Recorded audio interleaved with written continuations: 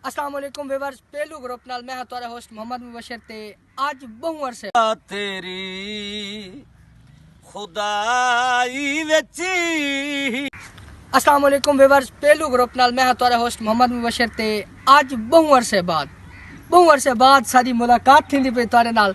मैं तुम्हारे नाल माजरत करना चाहता बिकॉज के तुहानू पता है कुछ मसाइल हैं सारे कुछ मतलब तकलीफां सरदार मजीद खान नू तकलीफ आई थोड़ी जी बीमार हैं ता वजह तो असा अपने थोड़ा जे चैनल नू ना गल्ला वालिया सारी कूड़ दी गड करे सो तुसा साडे नाल जरूर तावन करे सो।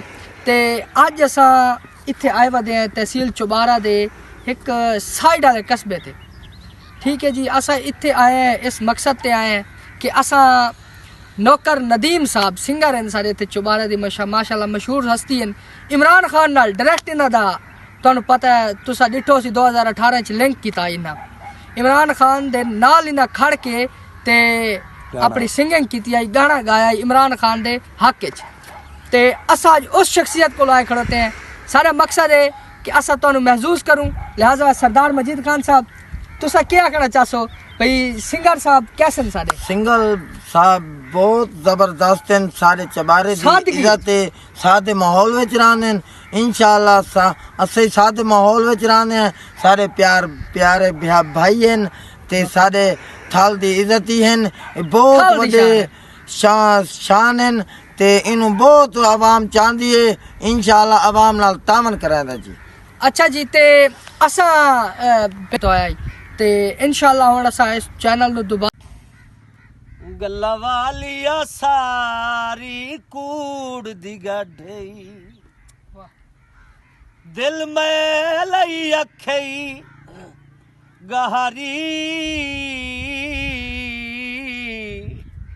ओ वेली चमक धमाके ओ चेहरे दी तेरा उनस ते खुल्क बाजारी मैनू सजन बना के लोट लिया है उल्फत दा गलत वपारी तासीन नु सिरों लाए गई है ठगबाज तेरी सरदारी गल में चोले दे थोड़ा थोड़ा याद आंदे हाथ चुमे ऐसे ढोले कोई देर नहीं बिला तखीर असा अपने मेहमान नाल तुहारी गुफ्तगू करवाने हैं। अस्सलाम वालेकुम सर। वालेकुम सलाम जनाब। ए जनाब सिंगर नौकर नदीम मेहरबानी। चूंकि सर तुहारे को एक सवाल है नदीम तो चलो तुहारा नाम सी ते तुहारे इस तो पिछू नौकर लिखो है इंदी क्या वजह है? इसकी वजह जी मेरा नाम पहले मेरे वाले साहब नु बच्चे नान होंदे। अच्छा ते मेरी अम्मी ने मेरा नाम रखा है नौकर हुसैन। अच्छा नौकर हुसैन दी वजह तो वक्त मैं गावने च आ गया और दोस्तां रल के आखे भाई नौकर नदीम होना चाहिए जी। अच्छा मैं आखे ठीक है जी ये अम्मी दी समझ दुआ ही है ते उन्हां दा नाम रखा है जी माशाल्लाह दुआवां बहुत वड्डियां होंदियां ना। हाँ जी हाँ जी।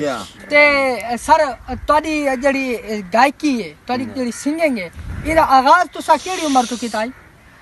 ये जी तकरीबन 12 साल दी उम्र तो मैं गाना शुरू किया है। माशाल्लाह छोटे जे हाँ मतलब जी बचपन तो। अच्छा उस तो बाद मेरी भी शादी भी यानी 15-16 साल की उम्र हो गई है। अच्छा इस टाइम मेरे नवासे भी हैं मेरे पोते भी हैं लेकिन क्या वेदे पे महसूस ना होता उसे। हाँ जी बिल्कुल जी एक गल है कई लोग तो मेरे को पूछते ना जब तक शादी कोई नहीं की थी। नहीं माशाल्लाह ये तारी स्लिम एंड स्मार्टनेस दा क्या राज है? ये जी अल्लाह दा करम है नमाज पढ़नी अच्छा तहज्जुद पढ़नी माशाल्लाह अल्लाह सोना दा करम है मदीने वाले दी करम नवाजी है ते सुबह सुबह उठ के पिछली रात जिस टाइम नमाज पढ़नी तहज्जुद पढ़नी पानी में बिल्कुल राज के पीना। अच्छा हाँ जी बिल्कुल पानी बहुत ज्यादा पीना पानी पीना भी चाहिए सेहत वास्ते बिल्कुल डॉक्टर जी भी रेकमेंड करेंगे। हाँ जी और नमाज सोने नबी पाक दा हुक्म है नमाज भी लाजिम है। ये नमाज नाल सेहत भी फिट रहती है इंसान सारा दिन खुश भी रहता है बिल्कुल खुश रहंदा है फ्रेश रहंदा है। हाँ जी ते सर तुसा सानू ना बिला तखीर हुन तुसा थोड़ा जिहा सानू कोई वीआईपी जी डोड़ा ते नाल एक गीत सुना देसो तारी मेहरबानी होसी।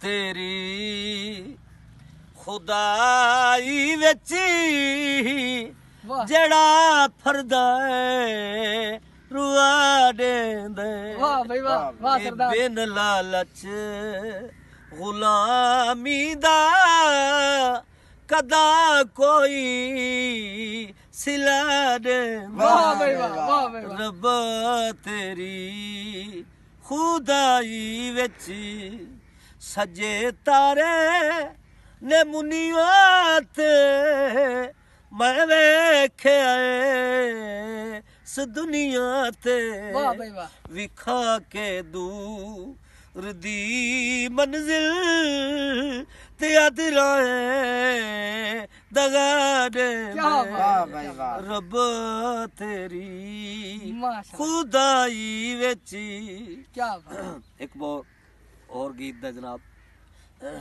पाया तेरी पसंद दा चोला हाय तेनू नजर नहीं आंदा ढोला वाह पाया वाह तेरी सरदार। पसंद दा चोला तेनू नजर नहीं आंदा ढोला तेरी तक नहीं पाउंदी ढोला तू तैडिया देवे थे ढोला वाह भाई। पाया तेरी पसंद दा चोला तेनू नजर नहीं आंदा ढोला क्या बात क्या बात अग बलदी से क्या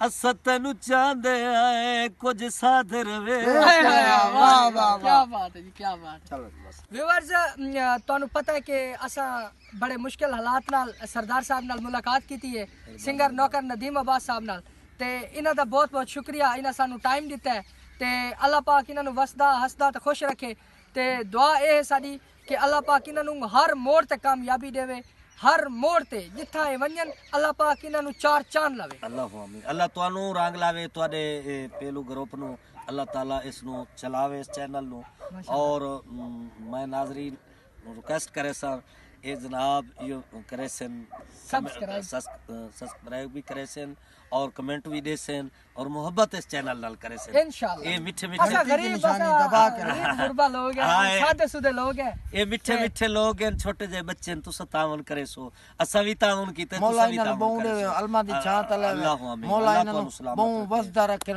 अल्लाह बाला आमीन। बच्चे ना ये मेरे आराम बच्चे नु मौला इन्हनि अल्लाह रंग लावे वाह बहुत मेहरबानी वस्सलाम